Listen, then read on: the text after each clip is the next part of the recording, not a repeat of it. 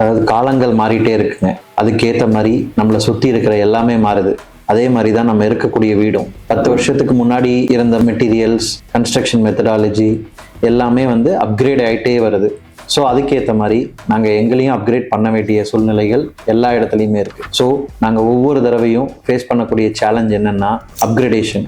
Technology and ட்ரெண்டுக்கு ஏற்ற மாதிரி நாங்கள் அப்கிரேட் பண்ணிக்கணும். அது எங்களுக்கு மேஜர் சேலஞ்ச். Decision making. இப்போ நிறைய பேர் வீடு வாங்குறதுக்கு ஆசை இருக்குது, கனவோடு இருக்காங்க.